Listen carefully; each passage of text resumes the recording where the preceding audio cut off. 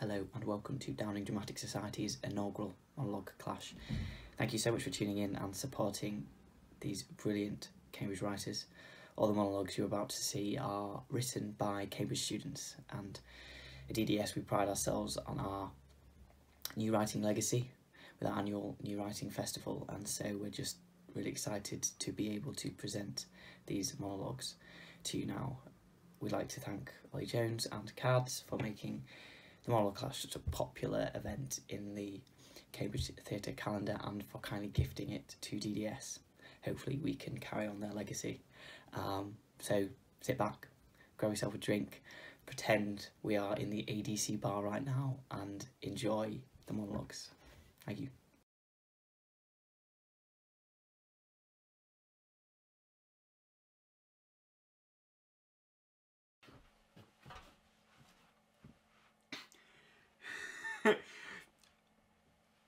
Wow, this is such an honour. Wow, I'm speechless, really, which is kind of new for me. So, thank you.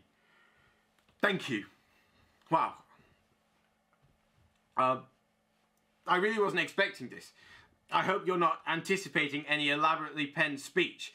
All the world's a stage, I know, but contrary to the popular belief, I don't have a supply of I ams to call upon for every occasion.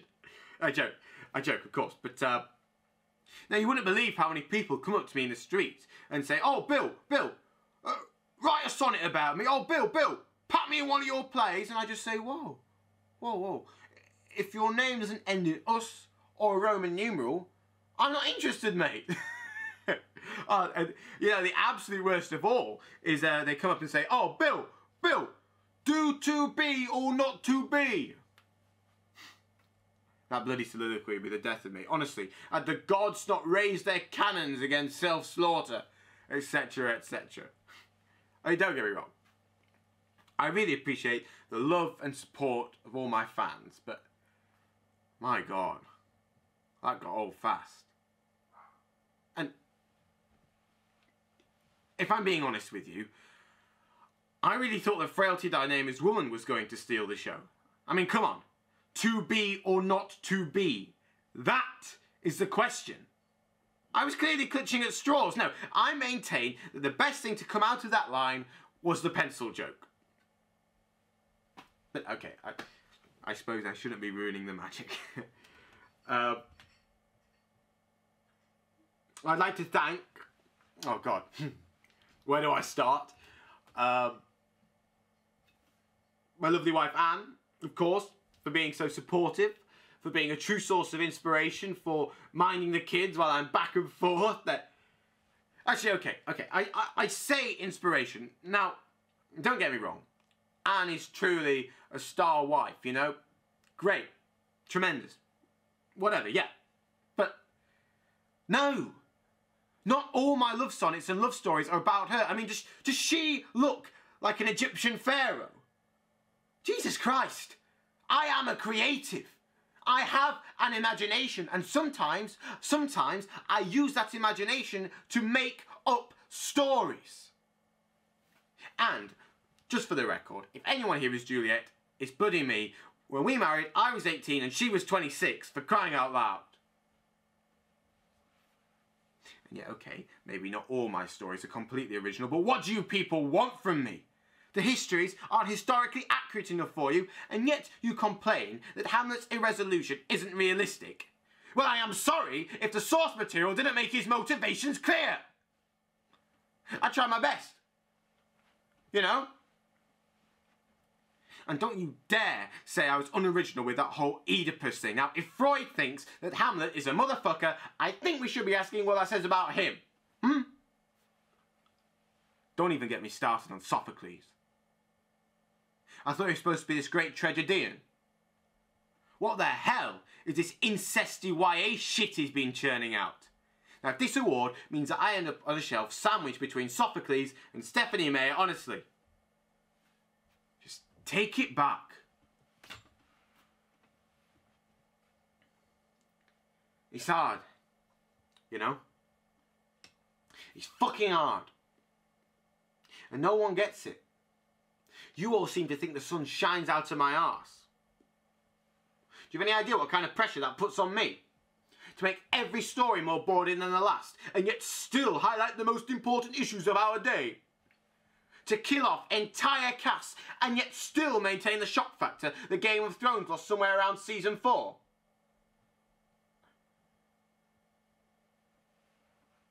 In all honesty, I tried to quit. It all got too much, and so I wrote Cymbeline, thinking you just move on, and yet you still lapped it up. Jupiter descends in thunder and lightning upon an eagle. He throws a thunderbolt. Of course I wasn't being serious! I thought no one in their right mind would stage that monstrosity, and you still did it anyway! Fuck me! I'm in too deep. I am in too fucking deep.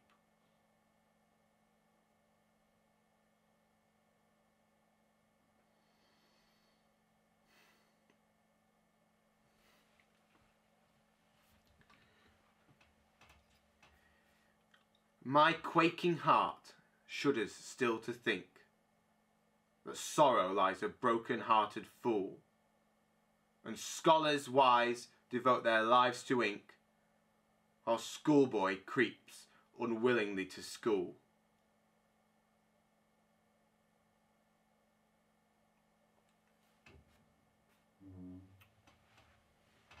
Fuck this shit.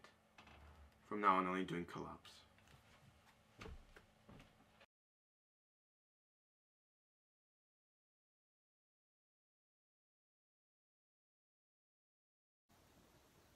Potatoes. That was the first thing he said to me. Potatoes. Funny how these things happen, isn't it? It was cold. Too cold to have been standing on Kensington High Street for 4 hours, 33 minutes and 18.5 seconds. The kind of cold where it feels like it's spreading from the inside out rather than the outside in. It's funny how quickly the body forgets those kinds of sensations. How one moment you can be freezing your tits off and all your organs feel like they're switching off, hair standing to attention all over your body. And then suddenly the sun tilts its lazy head out from behind a massive cloud and you're reaching to pull off your jumper. It's funny how something so intense, something so intensely immediate can be so fleeting. So disappointingly forgettable. Potatoes. I stared at him, at this man standing in front of me on Kensington High Street in the 4th hour and 34th minute of my shift naming root vegetables. Carrot? I tried. He grinned then, and his face melted into that of a young boy.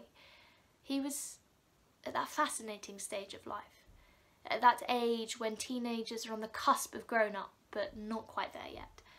When the young man title awarded by grandmas from the moment they can walk transforms from flattery into a kind of truth. When they start rubbing their chin and cheeks in thought before there's any real stubble there to scratch at. He was a remarkably uninteresting man. I suppose. At least now he's a bit more multi-dimensional. Ironic, that. I remember glancing down at the sandwich board glaring out from my front, the huge, offensive black paint letters screaming, "What is love?" at unsuspecting passers-by, which I'd miraculously forgotten about. That was evidently the question his opener was answering. Working for Women's Aid is the best thing that's ever happened to me, really. These street campaigns have always been my idea of hell. I'm sure he could see that in my eyes, and maybe he thought he was helping. I met his eyes again. It's a rhetorical question. I tried to sound serious and important, but that's frankly an impossible feat with a metre-tall sandwich board strapped to your front. He grabbed my clipboard, scribbled his number in scrawny figures, and with a smirk he was gone. I suppose if I was in one of those Netflix coming-of-age trashy teen rom-coms, this would be the beginning of a long and beautiful relationship. One with kisses in the rain and eggs in the morning and disgustingly saccharine giddiness. I suppose in a way it was. Not many of those end with a woman crouched in a garden over a maimed cat with an Iceland bag in her hand and all traces of dignity discarded a couple blocks back though. Do they?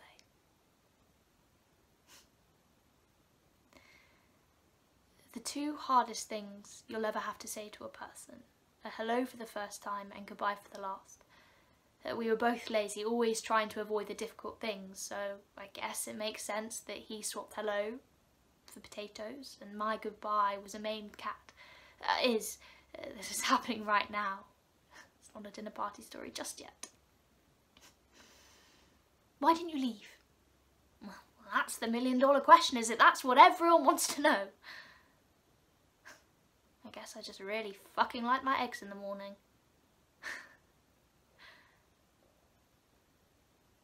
Sorry. Bad joke. Don't worry. The irony isn't lost on me. A woman who spends her days campaigning against domestic abuse and her nights welcoming it into her bed with its half-smirked and stubbleless face.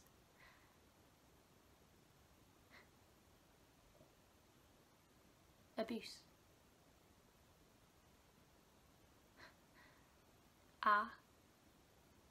Abuse.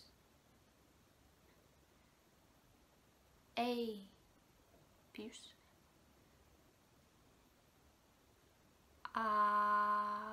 Abuse.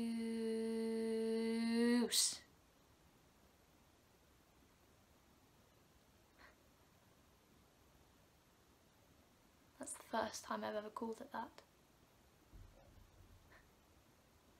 It was like spitting out the gobstopper I've been sucking on for far too long. Human beings have this incredible ability to adapt. Put a person in a pitch black room and in a couple minutes they can see.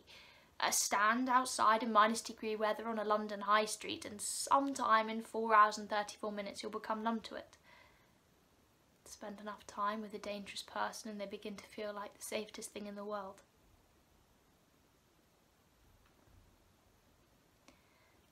Coming here was meant to be this big heroic statement, storming in, clearing out all of my stuff, leaving him with an empty flat to come back to with empty regret. It was only when I got here that I realised my mistake. A toothbrush and a Joni Mitchell CD. There's nothing else of mine in this house to fill my sad little Iceland bag with. Nothing here belongs to me. Nothing other than a toothbrush and a Joni Mitchell CD. Not much of a statement, that. Pretty sad sight, isn't it, Cat?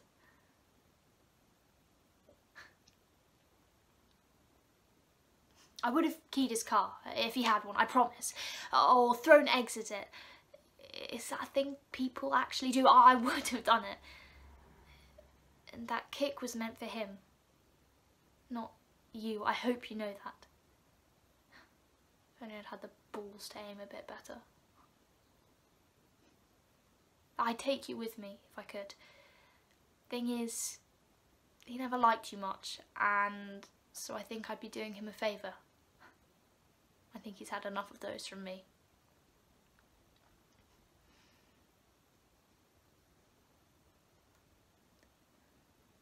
The sun's gone in now. I think the sight of us here, Cat, might be even more depressing now, if that's possible. Even more laughable, even more anti-fucking climactic.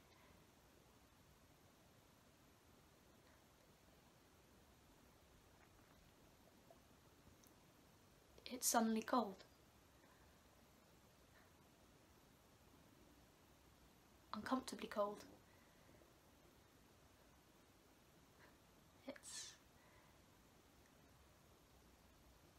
Nice.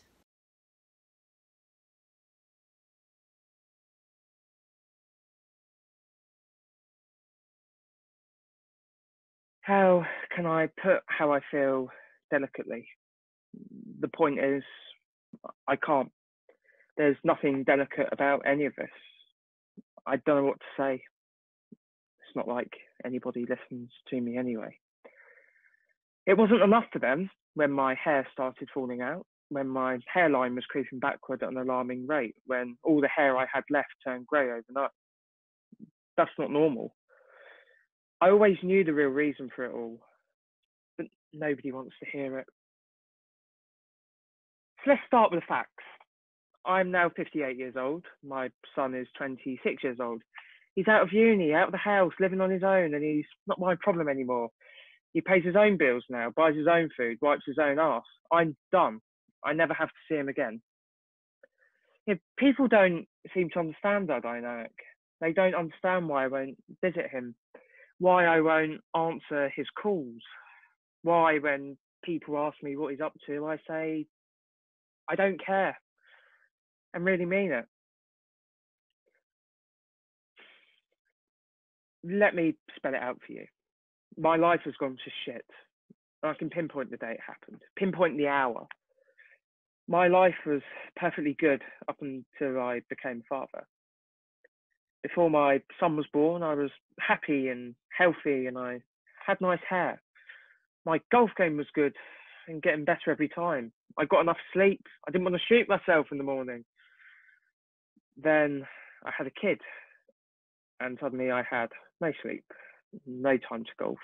And the doctor told me I had high cholesterol and high blood pressure. And the cherry on top, I was totally bald by the time I turned 33. Genetics, my arse. So I became so gloriously miserable that I lost all my hair. And what did I get in return? I got one son. I hate him. I said it. I hate him. I hate my son.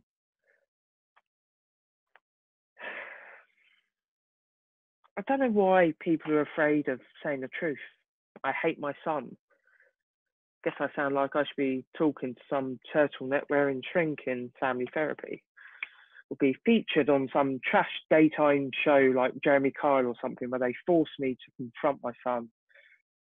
But I'm no crazier than any of the other people on that show each week. Is that show every week? Is it even on anymore? Point is, there was always enough of them out there to keep the program going. So crazy is not as rare as people think. Not that I'm crazy, just average in every way.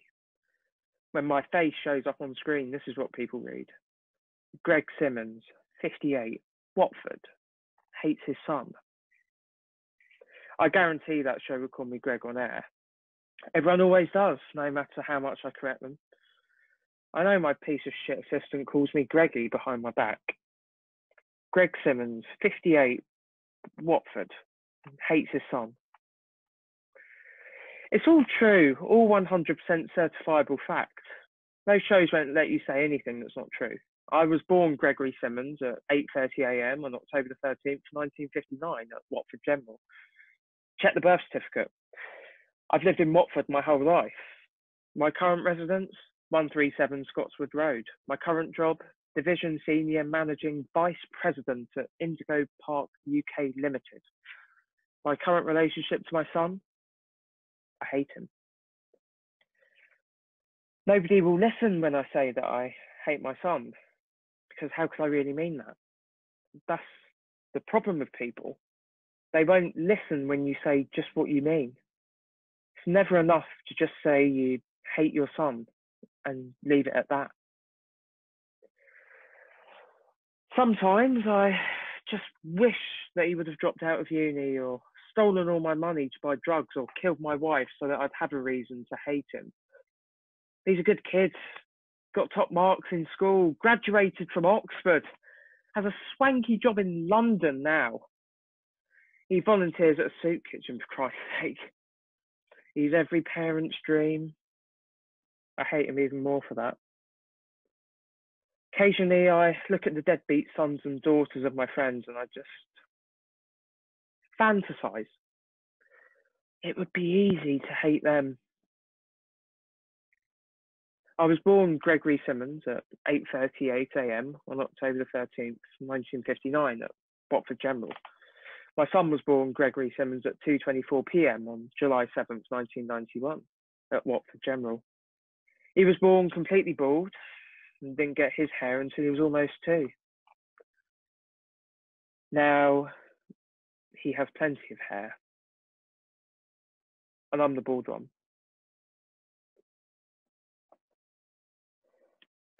I was willing to try anything at first. I tried Regain and fancy shampoos and special medicines and laser light therapy. I tried all sorts of those bullshit home remedies, argan oil and onion juice and aloe and licorice root and gooseberry and fenugreek and a million other plants I'm not even sure are real. But none of them worked. The hair was gone and it was never going to come back. And now I just have to accept that. I look great. I've read that you supposedly inherit baldness from your mother's father. I won't believe that. I won't let my son believe that. It would be nice if he hated me too. That would make all of this much easier. So when my son loses all his hair one day, I just hope he'll blame me.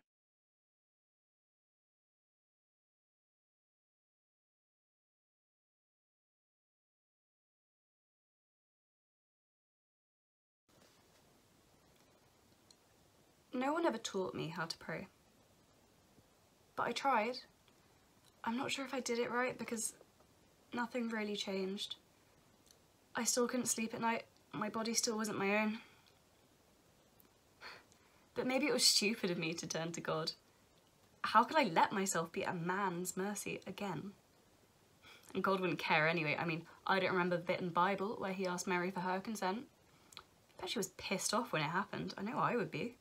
Her lovely fresh body torn and stretched by a baby before she even got to enjoy her youth.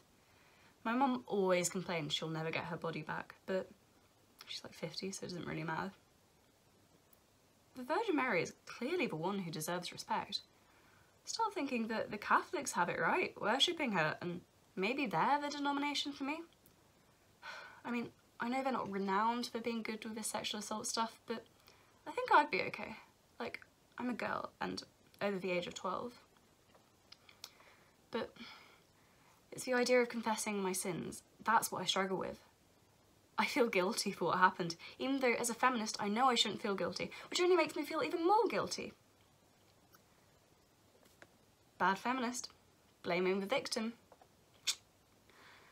Anyway, try explaining that mindset to an old priest who probably wouldn't know what the patriarchy was if it bit him on the arse. Which, to be fair, it never would.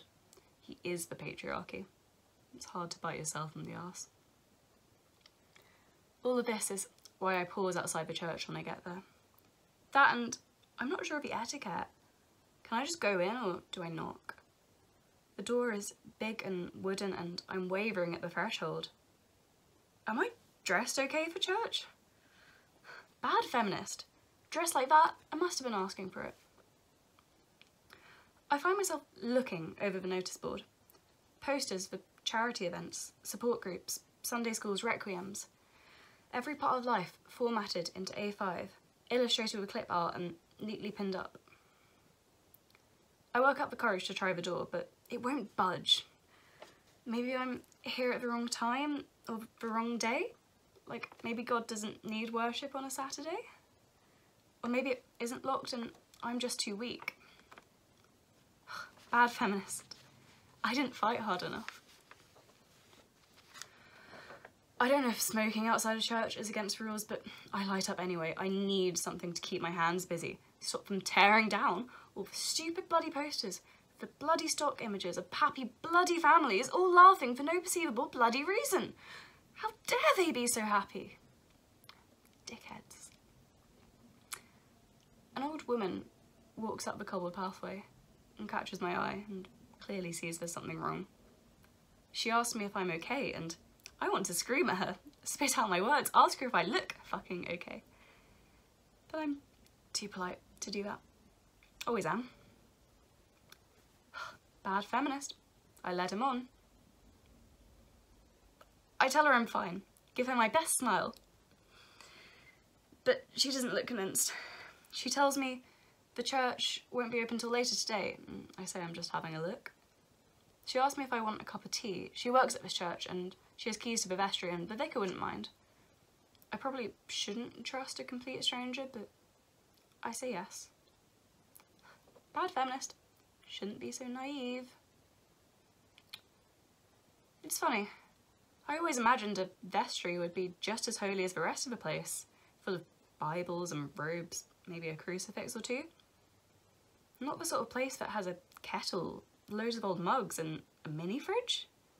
Not the sort of place that has pictures of family and shopping lists and pairs of trainers. I asked the old woman if she's sure I can be here.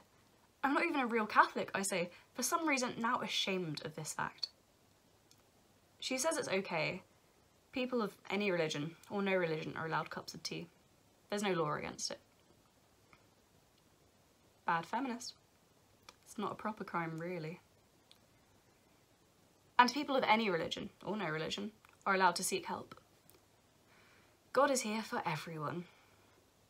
I tell her I don't believe in God. It slips out my mouth before I can stop it. I'm worried she'll be horrified, but she just laughs. I can't blame you, she says. It's hard to believe in God in a world like this. The kettle has finished boiling and makes that awful whistling noise. She fills our 2 mugs and tells me she likes her tea strong, if that's okay. And then, when she says that even if God can't help, maybe a cup of tea can, I'm glad that the steam of the boiling water conceals the tears that spring to my eyes. I'm trying, I tell her, to do this the right way. Be the good feminist, good survivor, good victim. The church handle that sort of thing, right? Being good and that. How do I do it? I'm not sure there is a right way. She sips her tea. My milk isn't quite mixed in fully, but I don't want to ask for a teaspoon. All I want to do is the right thing. No, all I want is to have someone tell me I'm doing the right thing. I look at the old woman and wish she could read my mind, but she can't. Instead, she looks down at my shaking hands, my bitten nails, the slight scratches around the edges. Oh, I'm sorry, she says. Do you take sugar?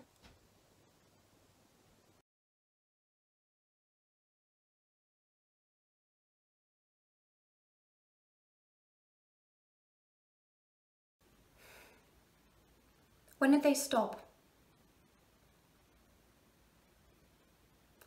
I don't know. Probably about a few months ago. 96 days, to be exact. I only know this because they swapped. Dreams for dream, singular. Though dream feels a bit strong, to be perfectly honest. Vision feels more appropriate. I'm a prophet.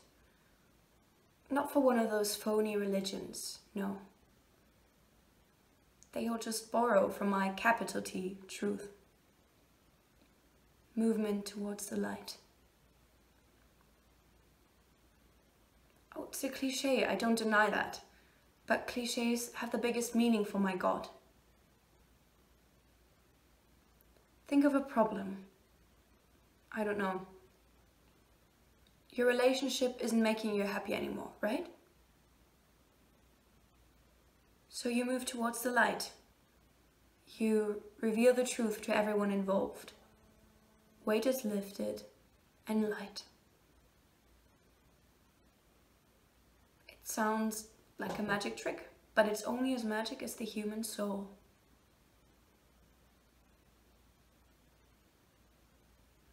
I get scared sometimes. that that's what the moth beam from my vision is made of. Human souls. As far as I can see, they're the only pure thing this side of Orion. Sorry, you're probably a bit confused. So, I open my eyes, and I'm draped in these robes, like a moth. But the clothes don't quite sit normally. They lay like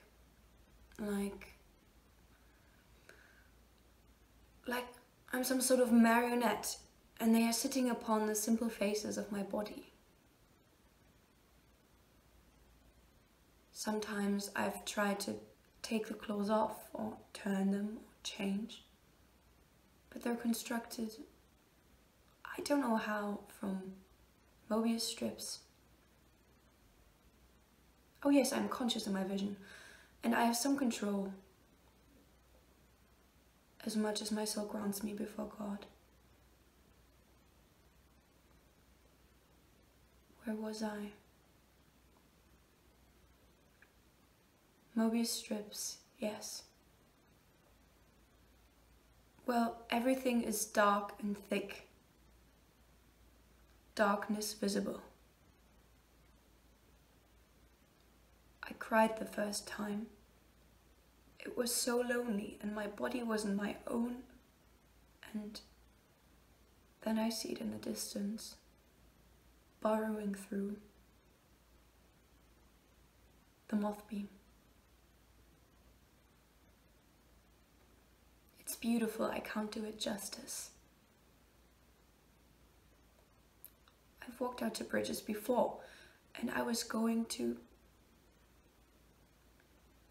And then I saw the moonlight reflect on the water.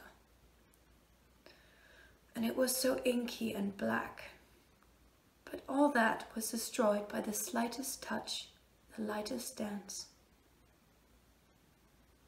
And yet, the light that stopped me wanting to die is nothing. Nothing compared to this.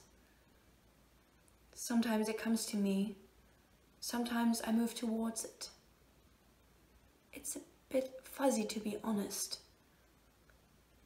Space isn't real there. Thought is. Regardless, I enter the moth beam. And it takes me away, or I move to let it, I'm not sure. But as I speed through it, what a sight! It never feels old. The darkness crumbles away, the clothes crumble away, and my body with it, and I move into the light, and I awaken, reborn.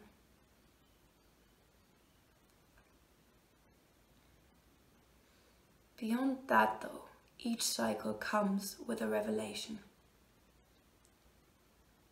Another way to help people move towards the light.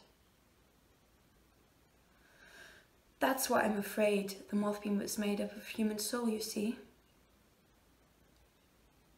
When all of humanity moves towards the light, it becomes the light. It becomes the moth beam.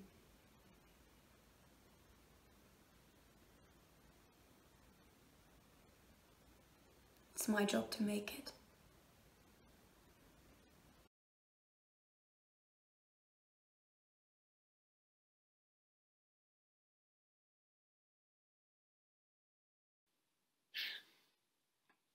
You know, I used to know this high-flying investment banker or whatever he was. I tell you, you really should have seen this guy. He was so square. He was so straight-laced. I mean, do you want to know what he told me he'd listen to in the evenings to relax? Chopin. Chopin. I mean, this guy was about as far from the funk as you could imagine a person to be. I mean, yeah, he dabbled a bit in his youth, like everyone who's been to uni. I think the most he'd ever listened to was a bit of Boney M here and there. Like I said, the guy was pathetic, but anyway, I got to know him in a professional capacity. What are you laughing at? It was professional if you look at it a certain way. He'd come to my hotel rooms in the evening, services would be exchanged. Oh, what, you think I liked the guy? Look, he had time to waste and money to spend. I was just there to reap the benefits, really. Nothing more to it than that. I suppose he might have thought different. That was probably where he went wrong. But anyway, I remember the night when it happened. I was lying on my bed, watching an episode of Columbo, about to fall asleep, when he came and knocking at my door. He was drunk. I think a job like the one he had really wears a guy down over time. I mean, no wonder he was after a cut of the old funk. And he'd even forked out this huge wad of cash, man. He was that desperate to score. But of course, I looked him straight in the eyes and I said, listen, if you want some funk to relax, I'll give you some of my own. Free of charge. My God. You should have seen the way he looked at me. He really thought we had a connection or something. God, he was so naive. I remember before we listened to the funk, he took hold of my hand. He was quaking, quivering. He said to me, this won't be too bad, will it? Just like Earth, Wind and Fire, right? What was it? Oh, I can't remember, but it was something fairly light. Well, you're not going to give him something too heavy, otherwise he wouldn't have survived it. I mean, you wouldn't give some first-timer, pure cut skag, would you? Otherwise they'd be keeling over the coffee table, gurgling like a drunkard face down in a puddle. It's the same with funk. I gave him just enough to get him hooked, but not enough to destroy him. God, how his eyes rolled back in his head. I must admit, it gave me a little bit of pleasure. My funk veins are all used up years ago, so it's always nice to see a guy really funk like that, But there was also the pleasure of knowing now this guy was hooked. Hooked. Of course, he said, oh yeah, it was fun. That's the last time I'm ever doing it, All the things I've heard a million times before. But I knew. I knew and I waited. Waited for the man. And before long, he was knocking at my door again. Said he hadn't been able to get his mind off it. Nothing had been the same since. He hadn't even been able to listen to the list.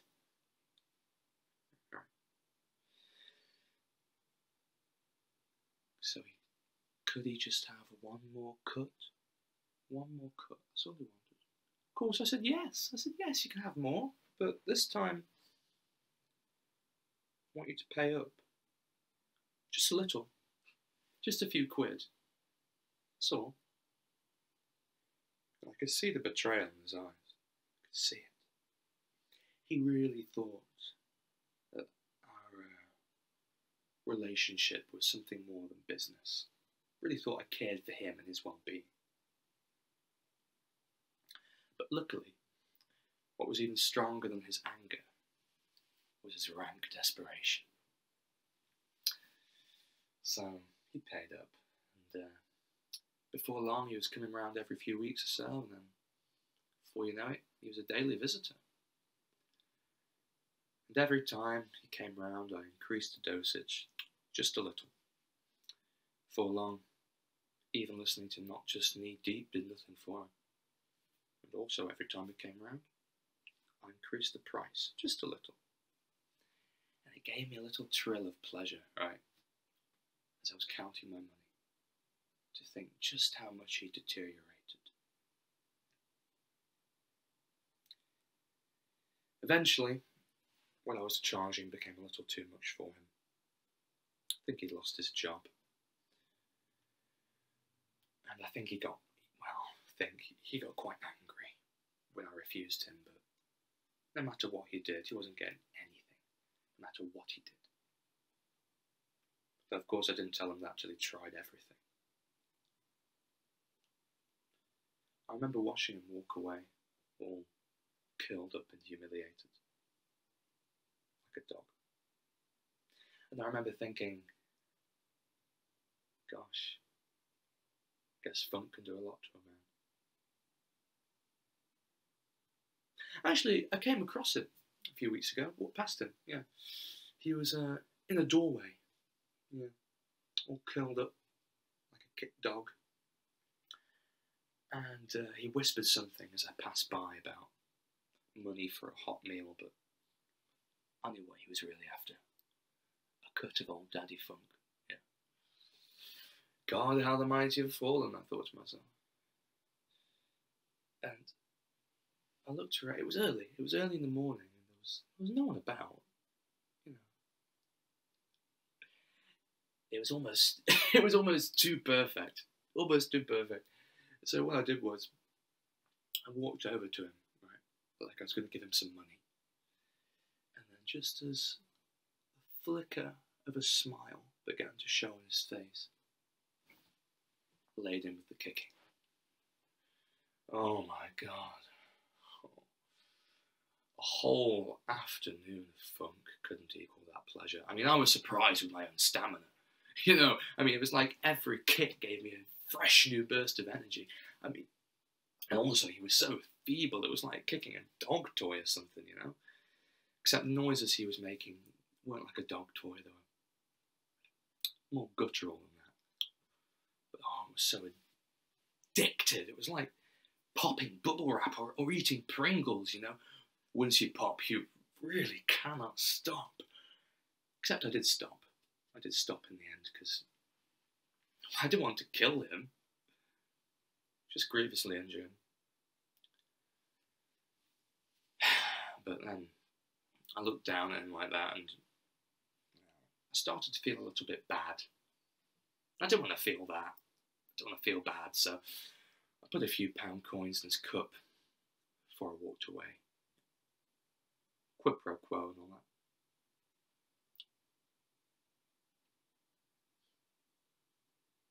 Nice guy, really.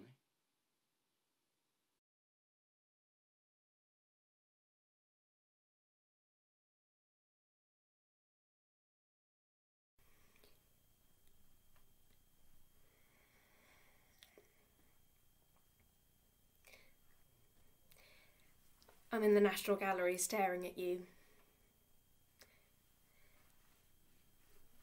Today's been a bit of a whirlwind, actually. The majority of the days in my life are completely unplanned and free from oddity and embarrassment, but today, Tuesday, January the 8th, wasn't one of them. It all started at a dinner party at New Year's. I'd accepted an invitation from my uni friend as a last-ditch attempt to avoid spending another New Year's with the same group of people I'd known since I was 11. This, it turns out, was a mistake. I arrived at the party and realised the only person I knew there was my friend James, and ended up sitting next to Sally, who I'd never met. Halfway through the night, she started telling me about a life drawing class that she'd been going to, and in a bid to sound interesting, I found myself saying, "Oh, I've always wanted to be an artist's muse." Surprisingly, only a few titters, but everyone else seemed to nod their head considerately. Dave, the brother of the host, chose this moment to tell me that he had a friend at Central St Martin's, and if I liked, he could give me their info. "Oh, yes, that'd be great, thank you," I screeched. Now, it was one thing declaring, whilst drunk on a bottle of Sainsbury's own brand vodka, that you wanted to be an artist's muse. It was another thing entirely to strip naked in front of a room of people. Anyways, I forgot the comment and the apparently lengthy conversation that followed it until I woke up the next morning to a message from Dave that had been sent at 8:30 confirming my modelling debut next Tuesday. An alarming time, because it meant that Dave hadn't had a hungover lie-in, which meant that Dave hadn't been that drunk last night, which meant that I was modelling nude next Tuesday. Around 13 thoughts start rushing through my head, the most predominant of which is one wondering whether it'd be weird to get a Brazilian wax for the big day. The day rolls around and I sit on the tube, headphones blasting.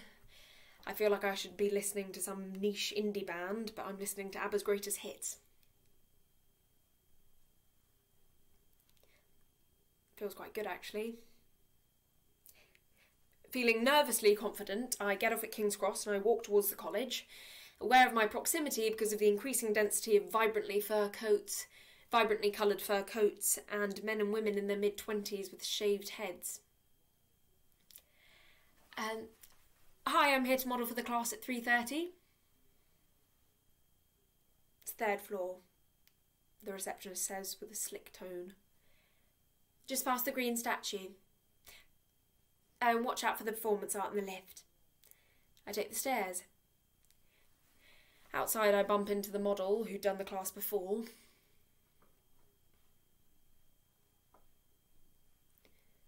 She clearly does this a lot. Her clothes float about her, falling off here and there out of habit rather than being poorly fit. You can leave your shit in there, she says cordially. I've never actually done this before, so.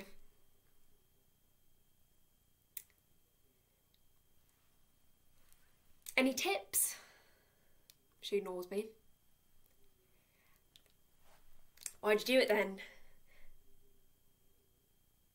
It's good pay, she says. And because sometimes, rarely, you feel lazily knowledgeable. Knowledgeable, I say sceptically. This pisses her off and she slinks out of the room saying, yes, knowledgeable, it's art for fuck's sake. I walk into the room feeling like a new kid at school, and the teacher beckons me over, introduces herself and says, I'll be giving her students lovely shapes to draw from.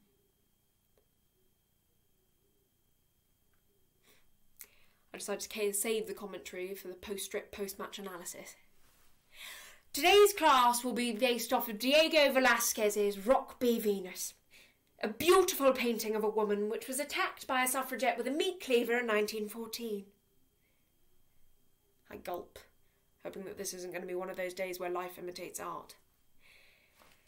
I shift from one leg to the other, trying to take off my jeans, and then sit down, slightly out of breath from the effort, in the chaise longue in the middle of the room. An hour's sketching. Sanguine chalk. Start now.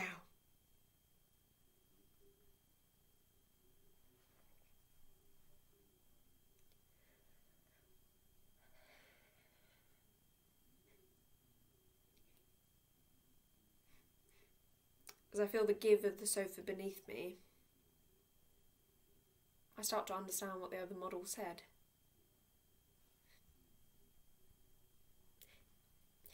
I could recline completely at ease while the students' beady eyes were trained on my every move, trying to work out the tilt of my head, the shadow of my legs, the curve of my back.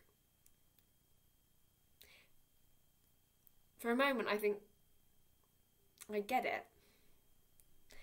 That lazily knowledgeable feeling. And then I realised that I'd been resting my gaze on someone very attractive. He smiles slightly, and the serenity of the moment is fractured by my cheeks turning a fluorescent red, my pose stiffening, and my body starting to tingle with embarrassment. I become a public exhibition of humiliation. I try to cool my cheeks mentally, but when I look back at him, he's smirking to himself, and I can just think, get me out of here. After 20 excruciating minutes, the lesson stops. The teacher offers for me to have a look at what the students have drawn, and I, curious to a fault, decide to have a look at what the hot guy's drawn. It was bizarre. Felt like I was looking through another human's pair of eyes. I saw my waist cinched, my arms thinned, my bum curved. It's quite flattering. And unsettling. And a bit sad. Crowds of people smoking, tube sign, Jubilee line.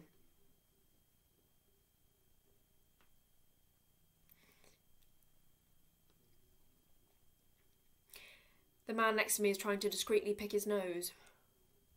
It's a small movement, but it's really getting to me. I'm fully in a mood.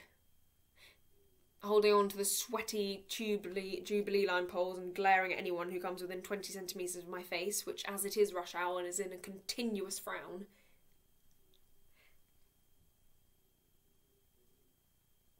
But whilst being indulgently grumpy,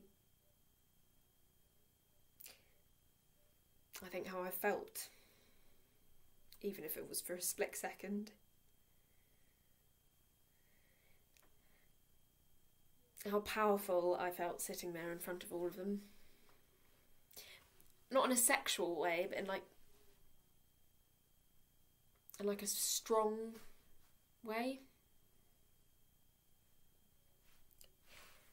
I straighten my back and smile at the woman opposite me, who smiles back. Through the crowd of people, I read Leicester Square National Gallery, and before I know it, I'm on the 3rd floor.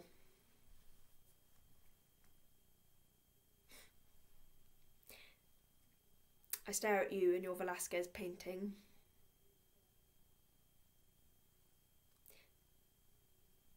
What's your name again? Ah, yes. Rockby Venus, 1647. I stare at the way you languidly pose. Your waist is cinched in, your back curved, and your hair floating down your body. Maybe Hot Guy was just copying Velasquez's style. I start reading the description next to you. A beautiful Velasquez painting and his only surviving female nude. This painting was attacked by the suffragette Mary Richardson with a meat cleaver in 1914.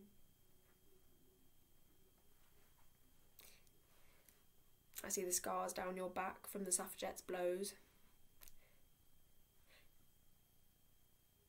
I think about the suffragette, Mary Richardson, and how she could have chosen any painting of any politician. She chose you. Velasquez's archetype of feminine beauty.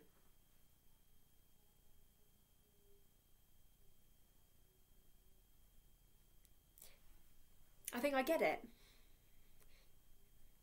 I really do. I get it.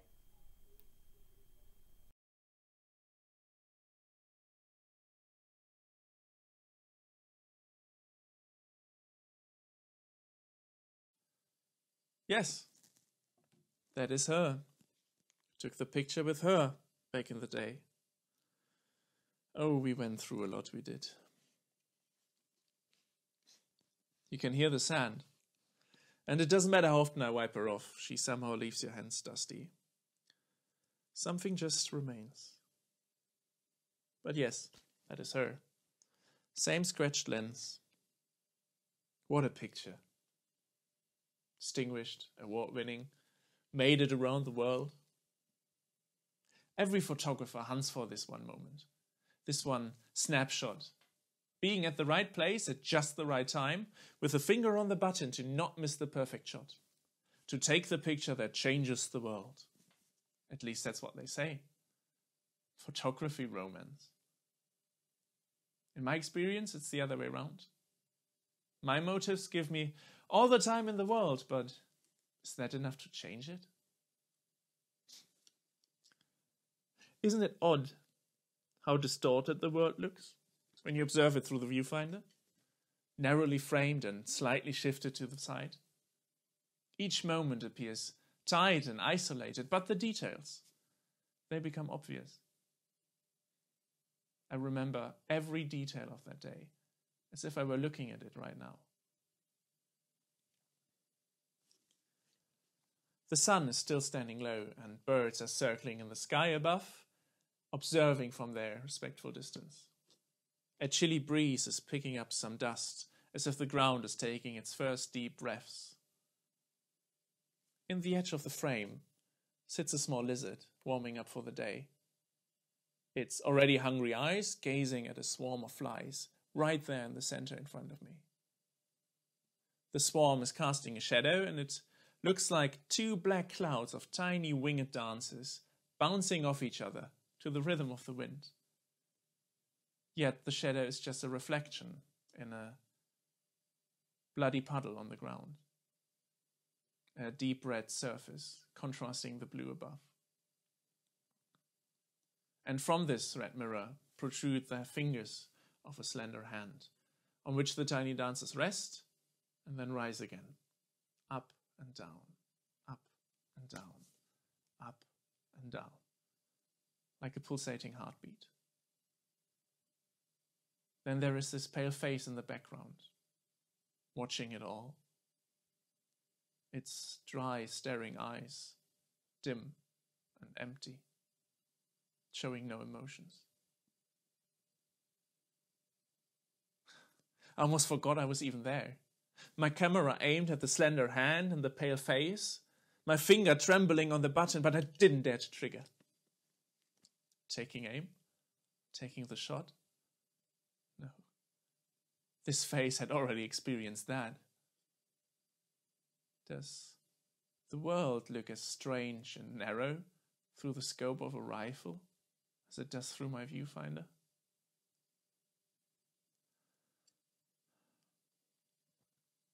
With me not hiding behind my camera anymore, the moment changed.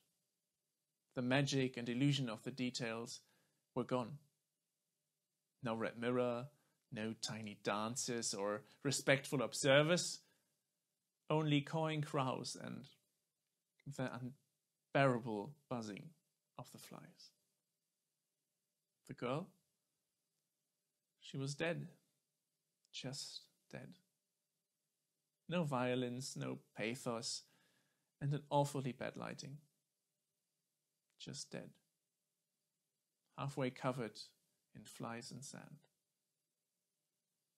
In that very moment, I could see the picture outside the frame. Humans dead in the dust, children washed ashore, a cold wind coming from the desert, chasing people out. Like flies that are trying hectically to find somewhere to land. I could see before me their anxious faces looking for hope. My view narrowed in the viewfinder, their lives narrowed in boats and between fences. So I pulled myself together. I pressed the camera into my face, so hard, so forceful that it felt like I had broken my nose. That's when I pushed the button and catch her empty gaze on film. The world shall see with her eyes, I thought. They all shall see it. In the newspapers, on telly, on their phones. The details must drag them out of focus so the cold wind would strike their faces. This photo must make them so uncomfortable in their stuffy armchairs, as if they could taste the sand grinding between their teeth and smell the charred ground. So they would get up, breathe it all in, and open their mouths so furiously loud that the buzzing of the flies falls silent and the wind changes directions again. That's why I was there.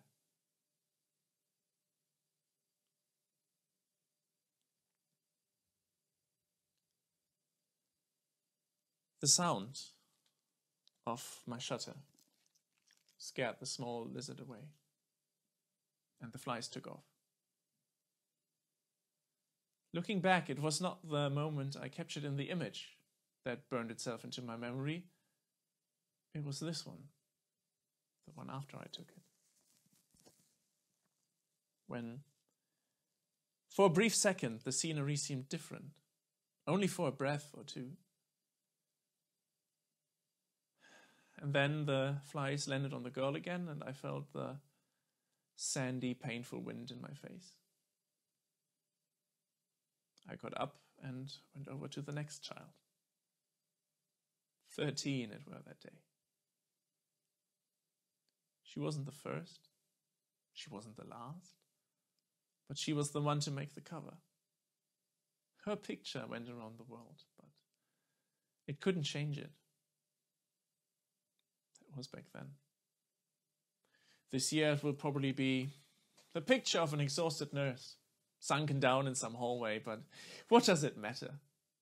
I can see it before me right now, and to be honest, I could see the same thing back then. Pages that I turned carelessly, channels switched, and phones just put aside. That girl was gone that day, and it was gone again. First she lost her life, and then she lost our attention. We photographers can capture moments, but we can't change the motifs.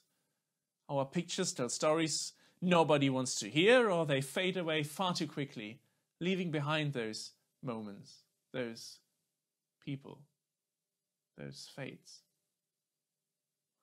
No. There's no photography romance. Something just remains.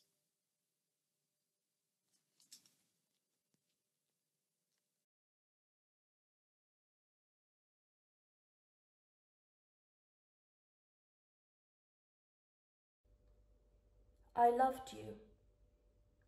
Why pretend I didn't? Everything about you was to my girlish sensibilities dazzling and profound. In your morose face, I imagined caverns of complexity. I thought it a hall of mirrors, but it reflected only myself. Your every movement was to me colossal and fundamental. I am ashamed to remember it now, but even the natural rhythm of your breath was to me wondrous.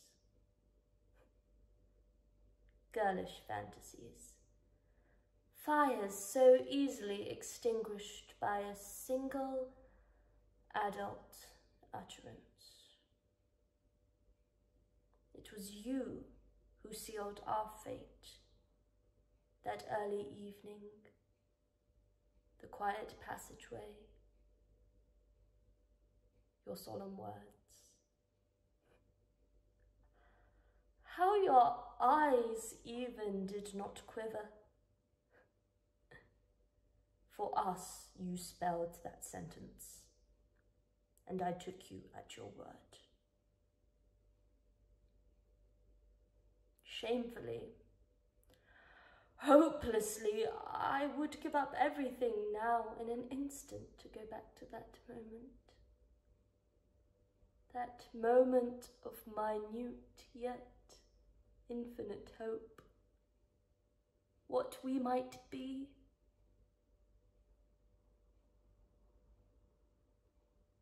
But the years have passed, and even spring cannot bring back our youth. I do not regret what I did. What? Was I supposed to wait? Hope? Cherish my thwarted love? Doubt that you meant what you said? And live in between my sighs? Dreaming someday you would come back to haunt me with your unspoken intentions. I am no fool. Maybe it would have been easier to be one. And now you return, so familiar, so aged, so impassible. Why? Is it because now I have money? Surely you are not so shallow. Or is it that some moderate success has happened to fall upon me in this ravenous world, and you are but a faded star of your former self? Or rather, do you seek the scandal, the intrigue of my own suffering, perverse priest? Well, perhaps now that you are here at my knees, a simpering puppy, perhaps now you feel like that pleading young girl who gave her heart to you. Well, you coolly declined, walked away, and thought of other things. I don't desire to torment you. I don't even take pleasure in the turning of the tables. But I shall not melt into that child you knew and, recapitulating everything, fall into your now open arms. Why do you succumb to the fleeting bird calls of your heart? Why do all this for the sake of an impulse?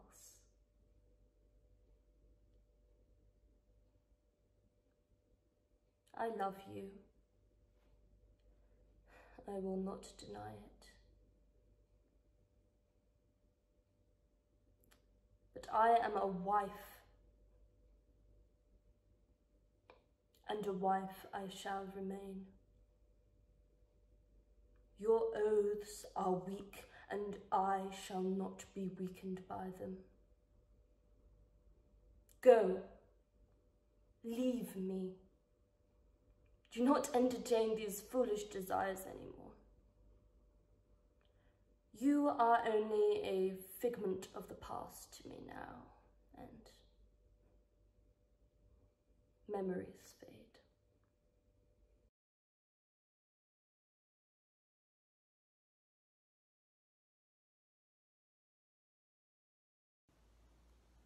Yes, Father Thomas, I confess it.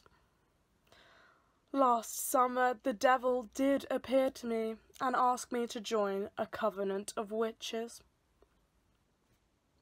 First, I did not yield. I clung to your teachings, but, oh, she was persuasive. Yes, she. What of it? You insist the devil is a man? Well, which of the two of us has actually met her? Just as you said, Father. She offered to give me powers beyond my imagination and to take away my purity. But when she said it, it seemed less frightening. Maybe even less evil. Pardon me, but why is God so concerned about who I lay with?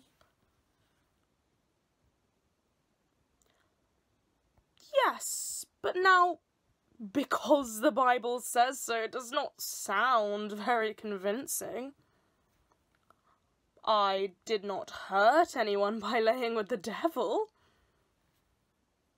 I actually quite enjoyed it. Oh, please! I hurt nothing but George Willis's pride. He slapped my brother, so I made him dance around in church singing a song about a beautiful goat named Mildred. It was all jest, really. Anna Rutten, too. She spread slanderous gossip about me after I refused her son, so I cursed her to spend a week squawking like a chicken whenever she tried to speak. I could have done a lot worse.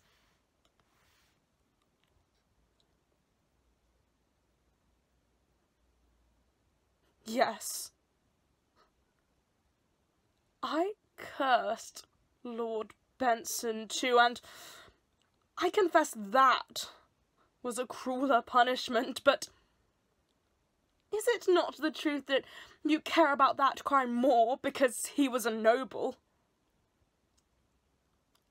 The real sin is challenging a superior,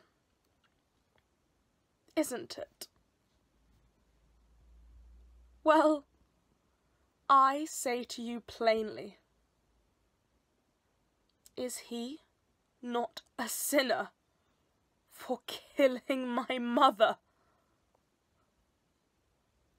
6 years ago now, when the harvest failed, we were all on death's door. One day he visited the cottage. I remember hearing the hooves of his horse and thinking, at last, there was some charity to save us.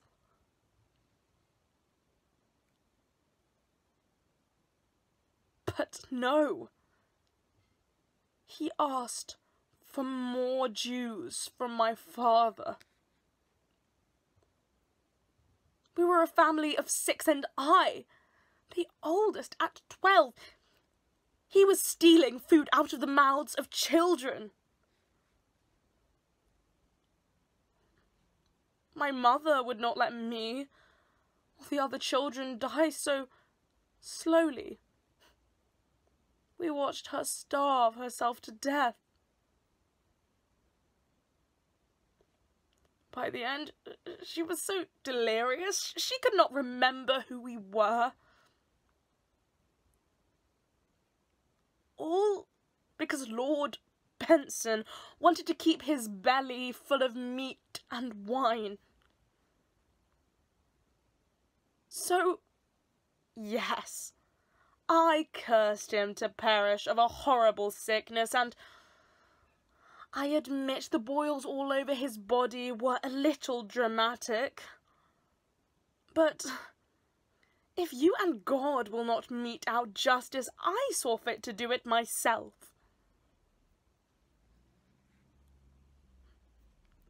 Yes, I am aware I will be spending eternity in hell.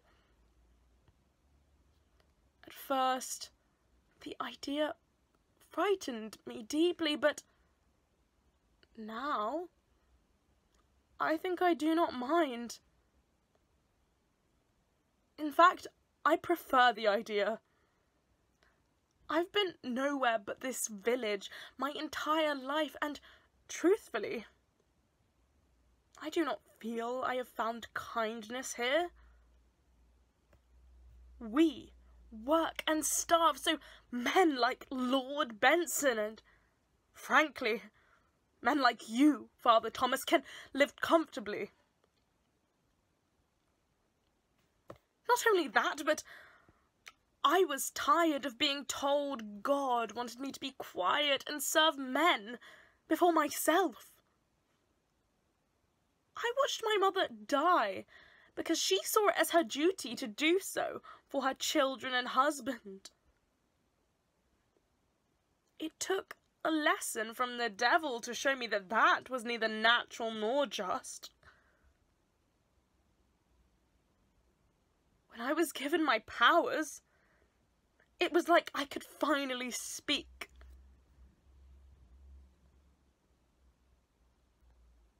Also, I have spoken to Lucy. Sorry, the devil to you, and hell does not seem that bad. you teach that people are damned for many sins which do not seem wrong to me at all. Being in bed with someone outside of marriage, or with someone of the same sex. Following the wrong faith, even if you're a good person. Or stealing from the rich when you are starving.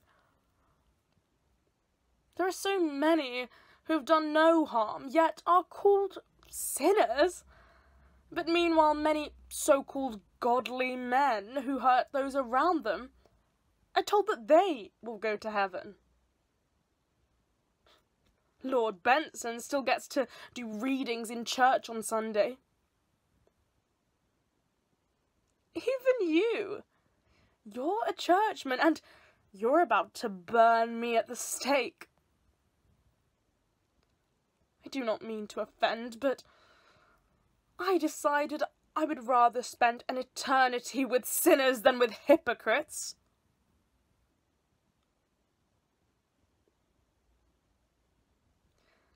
And you can drink and lay with whom you desire in hell. It sounds a lot more enjoyable.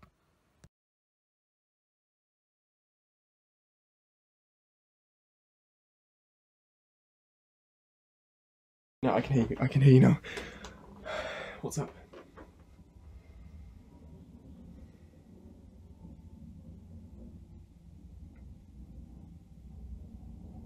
Mate. Sorry, Anthony. I have a wife. I've got a baby on the way.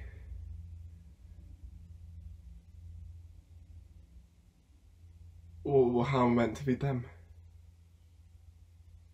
Yeah, I know it's hard, but please, don't do this. Well, I do this job well. I'm proud of it. I am. I tell everyone back home. You know, I bring people food. How am I not essential? Sorry, Anthony, how am I basically not like a doctor right now? So what if I do it on foot? Actually,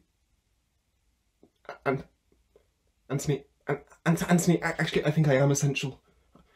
I'm like an effing knife and fork. I'm a spork, not a whisk. Well, of course I'm getting emotional. What, did you think I'd just take this? I'm not being anything. I just want to help. I do my job really well. I need the money. Can't you do someone else? What about Tomasz? Karim? I think Darren. All of them. Anthony, they're shit. Wait. No, you can't do... Those were good men. Well, you should be fucking ashamed of yourself. You sad little man.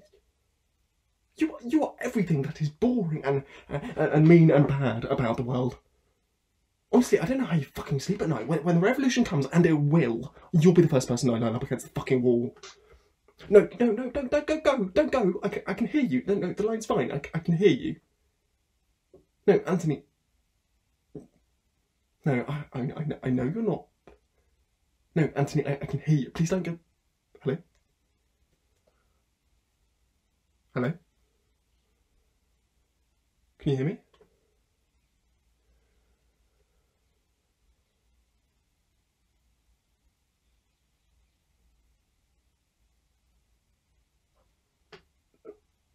No. You do matter. That was all just in the heat of the moment. I would never do that. Anthony, I would never. Don't cry. Don't cry. Well, if you cry, then I'll stop crying. You're going to be fine. Yeah, I'm sure you're very loved. It's hard. Read books. Meditate. You take care of yourself. You're welcome. Okay now. Okay. Bye. Bye.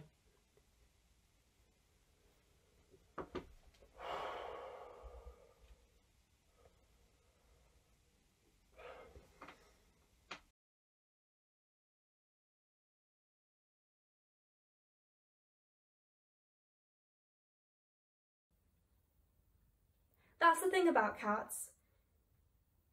You never quite know what they're thinking. I was a cat lover myself once, until we got Maya.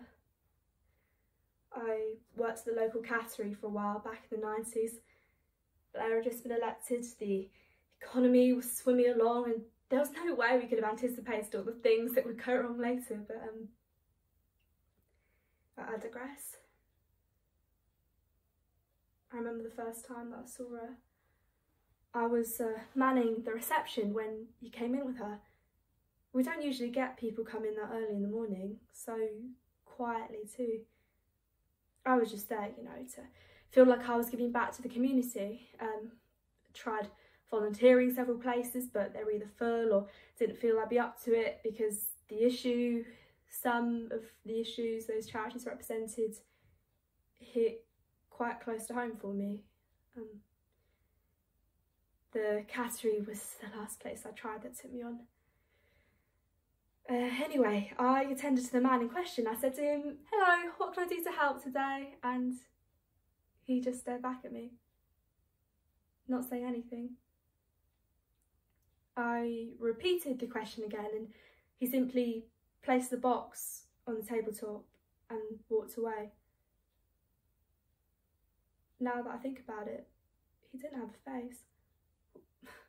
He had a face, obviously, but it's the kind that leaves a hole in your mind that creates a blankness where there should be something there. I didn't notice that at the time. I'm sure I reacted strangely, leaving the box without offering so much as a hint as to what he was doing there, but I got caught up in the eyes that peeped back at me from the darkness. Swaddled in towels and scraps of blankets was the most beautiful kitten I had ever seen. It had large eyes and there was this little black crack slicing down its iris like a bug caught in a liquid grave of amber. And the fur was this grey velvet robe that made her look like royalty. That's how beautiful this cat was. It made me spout out poetry just looking at it. But for all its beauty, it was clearly a stray. I noticed the bones peeping out the skin, willing the flesh to break. It's company policy that we record every case of a stray cat brought in, but the man had just gone, and I had this kitten, clearly hungry and exhausted, licking the tips of my fingers. I looked around the corner, making sure no one was there, and I took her out of the box. I creeped into the cattery and placed her on one of the empty cages near the back. I oversaw that section so I could take care of her. I named her Maya. That name meant something to me once. Once she was settled in to her new home, I went to the pantry under the guise of topping up the cat's food trays. I only fed Maya, of course. She needed the food. I smiled to myself, thinking, this is my little secret. I was surprised things lasted for as long as they did. No one noticed when food or medicine went missing. That was luck, I suppose. It made me feel important, caring for something else. It made me remember, no, I can't go there, not yet. Maya got me through that time. She didn't realise it, and I didn't realise it, but she did. Things ended when I went into work one morning to find out that the cat sanctuary had been robbed. Police were milling around the place and it put me on edge. I thought they'd find out, and I was right. The manager came to me with a silken cat toy asking me what had been found in a cage I was overseeing. I was confused and scared. What happened to Maya? Did the robbers take her? But they had no record of her being there. I'd kept her a secret for so long, and they were looking at me like I was crazy, but I was not. Maya was real. She's as real as me standing in front of you right now. If she wasn't, then what else could I have been feasing or...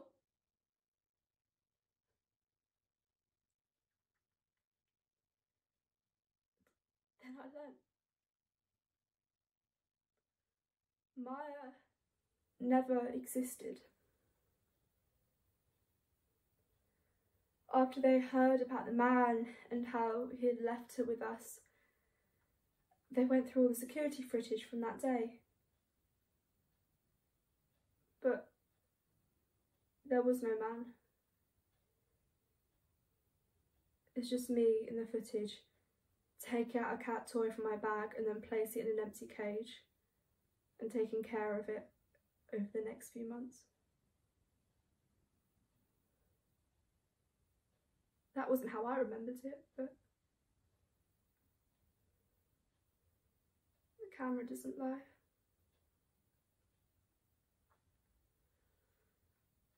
I never went back. I was put on extended leave because of what had happened before with Maya. Not the cat, the real Maya, the one.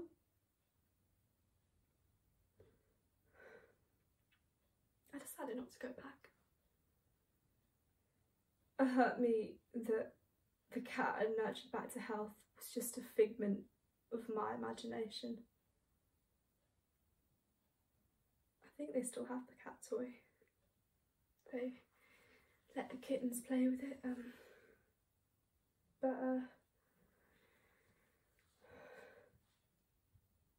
that's why I don't like cats.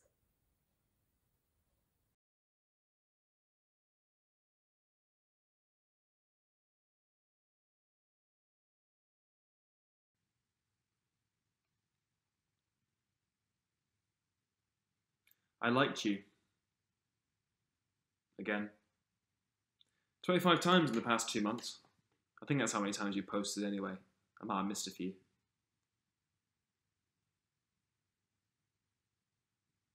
"245 comments on your last post. It's always the girls who comment, isn't it? It's never the boys. Why is that? And it's always your girls as well. The sort of girls who keep trying to remind you how pretty you are. You already know that. Us boys, we don't comment. We just like. Just like that. It's a sort of virtual high school all over again, isn't it? With all the boys following you.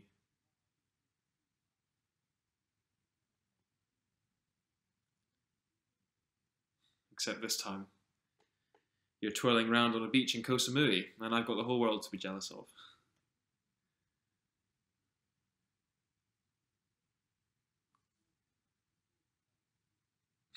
You know that tattoo? The one on your left thigh?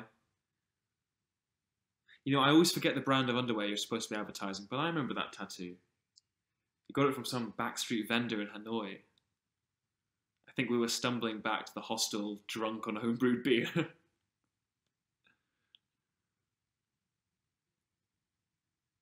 I remember that.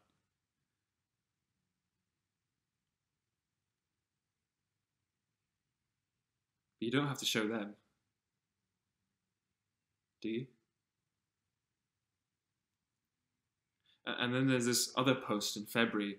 You're wearing glasses and you've got a bookshelf in the bay window of your apartment. It's overflowing with feminist literature. I mean, really? You were never a reader.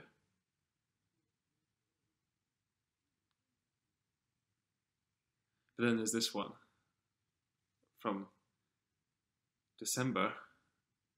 You're in a bikini, red this time. Your smile is suggestive.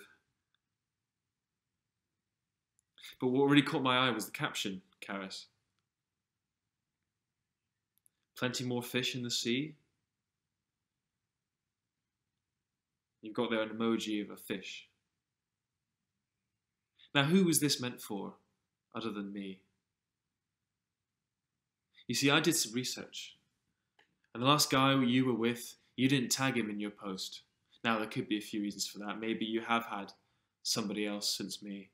Maybe he's one of these quiet guys, too exclusive for social media, the sort of guy who'll only find himself in self-published SoundCloud albums. Or he's a blip, and he didn't matter. And there's a part of you that misses what we had. So I'll tell you how I am. Every night, I let the light of my phone wash over me like bleach until 4 in the morning. I scroll and I scroll and I scroll and I can't stop thinking about all the guys who want to be with you, all the guys that are observing you. But that's okay.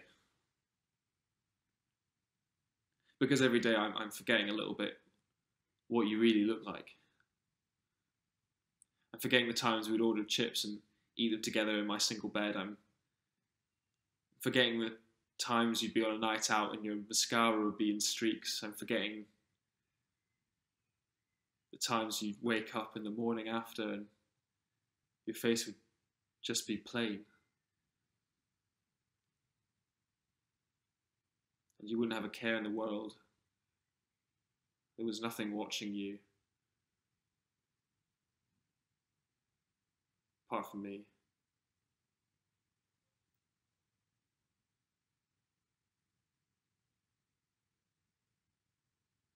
Every time I like you on this, I feel like I'm forgetting the person I loved. No, that's too much.